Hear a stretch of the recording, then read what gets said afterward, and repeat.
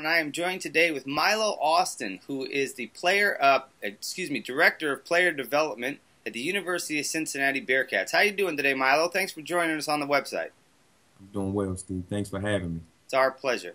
Now, Milo, you work with, obviously college students, and you get them prepared, not just for football, but for life lessons and things that go on in the community and helping and giving back. Talk to us a little bit about some of those fundamentals and those core beliefs that you and your head coach, Coach Jones, have, that, you're really getting these kids ready. What is it that you guys are trying to instill in these young men?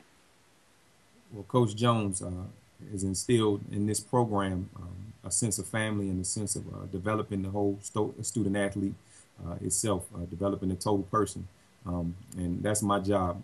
The guys actually call me their character coach. So some of the things that come under my umbrella are, leadership skills trainings, life skills trainings, job readiness. Actually, I've put together a 4-year program for our players, and it's called the CATS Leadership Program. And CATS is an acronym, and it stands for Creating an Attitude of Training for Success. So basically, we want to train these guys for success, not just for these 4 or 5 years that we have them in our program, but for life. Yeah. Now, do you find that some of these younger men that you work with have this mindset that sports is their life? And do you guys try to show them that there's just a big, an entire world out there more than just athletics that they have to be prepared for? Because, not everybody's going into the NFL. Not everybody's going to play professional ball at a different level, maybe if it's even the CFL or the UFL. So do you guys try to help mentor these athletes and get them ready for the career world as well? Definitely. And as well as everybody else knows, that the recruiting process, the guys are kind of stroked and their egos get stroked a little bit. So at that point in time, when everyone comes in as an incoming freshman, everybody feels as though they have a great chance to go to the NFL or go to the league itself.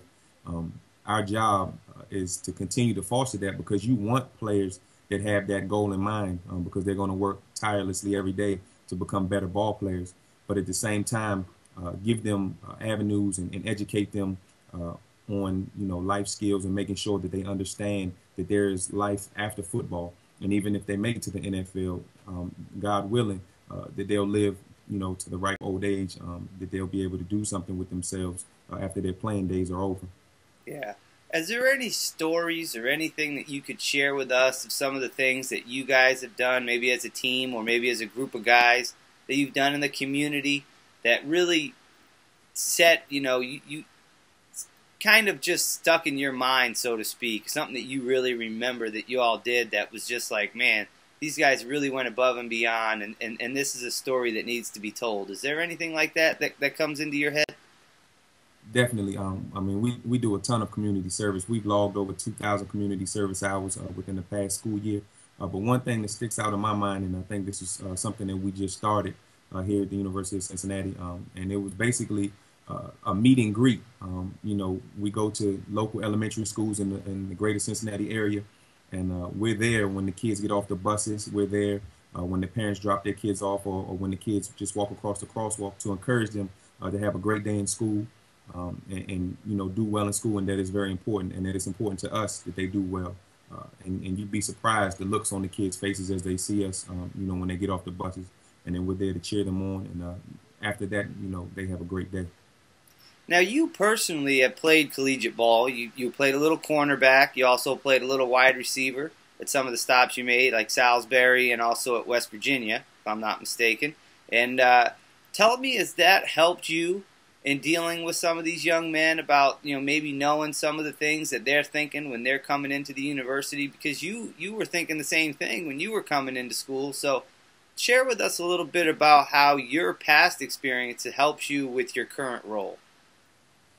Well, in my current role, I think all of my life experiences, play an important part. Obviously, the transfer aspect, I have that information for a transfer that comes into our university, either from junior college or just from another institution.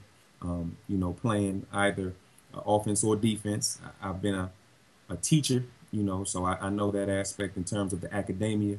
and then being a coach. So they can come to me if they have any issues, on the field.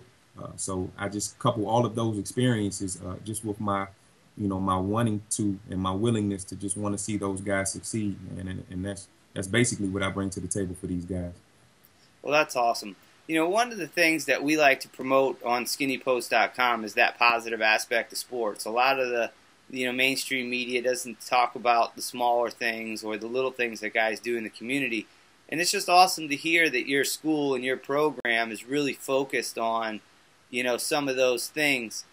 Tell me a little bit about the head coach, Coach Jones, and what his mindset is with these students as far as priorities. Obviously, a coach has to win. I mean, a school wants to have a winning program, and that's important. We all know that.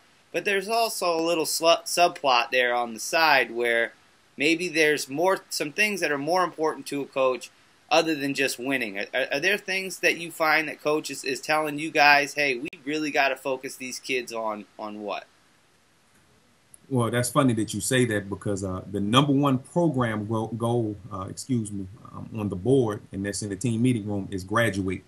So obviously we want to win championships, and that comes later down the line. But the number one program goal is graduate, and coach stresses that every day, that whoever is in our program and wants to be in our program, we want to graduate 100% of our student athletes. So that is the key to our our success, and we feel like that if we keep guys in the program and they want to graduate, they will develop successful football teams and produce those on the field.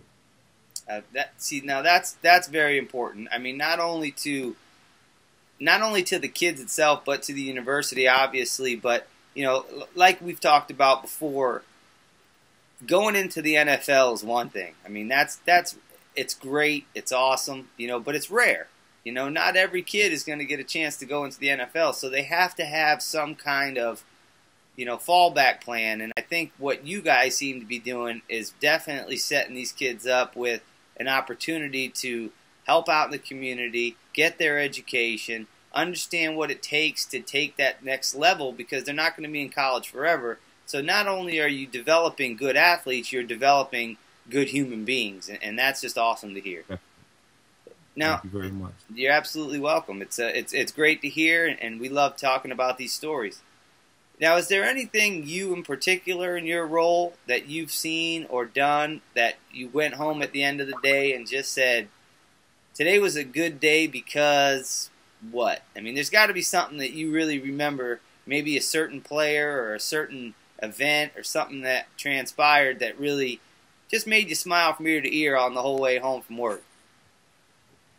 I get those very often. I'm very blessed for my job, and I'm excited to come to work every day to work with these guys. But a particular instance, I mean, and it happened just yesterday, but it happens fairly often. I usually send a text or an inspirational text to the guys every morning between 9 and 10 a.m. And I'll get some responses back. But I know that the guys are getting them because, when we get on the football field, a guy will come over to me and say, Coach, that text really lifted me up today. Or, Coach, keep sending them. I really appreciate those. So you can just see the bounce in their step after they get such a text. And I think it kind of fuels them for their day. So, that really kind of makes me feel good when I'm driving home, at the end of the day. Now, how did you personally get involved? I mean, how does one come about this role that you're in now? Let's say there's some kid in high school that says, I'm into athletics, I'm into sports, I want to be involved with the university, or I want to be involved in coaching. How do they get there? I mean, what are the paths or what are the staircases, so to speak, that takes them to that level? How did you do it? Well, I know this role is a fairly new role, that's spreading around collegiate athletics. And I think it's going to pick up like wildfire, actually. So it's going to be something where, people, men and women, are going to be in high need. But you got to be of good character, obviously, because you have to set an example for the guys, for the kids. They look up to you, and they look at you, and they look for you for some advice. So you need to be practicing what you preach, number one. And then you have to have a passion and a willingness to help others. That's why I got into coaching. I love football, but I thought football was an avenue for me to mentor and to better young men in their walk in life. So that's my main reason why I got into coaching. So this role, I think, fits me perfectly because, that was my main purpose in getting into football coaching and things like that in general. That's just spectacular. Well, Milo, I want to thank you so much for your time today. We really enjoyed speaking with you. This is a little different than what we usually do at skinnypost.com, but we enjoyed it tremendously, kind of branching away from the NFL, going down to the college ranks and seeing, hey, how are these guys developing up and through the ranks till they get to the NFL and do these foundations and these charities once they get into the league. And it's guys like you that are planting that seed at an early level. And, that's the reason we wanted to talk to you today, to see, where does it really start? Where does it really begin? And we see that it begins well before they're in the NFL.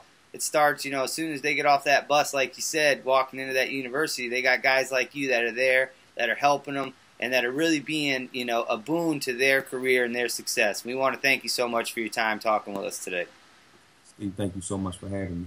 It's our pleasure. Well, I'm Steve O'Reilly, and that's Milo Austin, and we're skinnypost.com, giving you the skinny 24/7.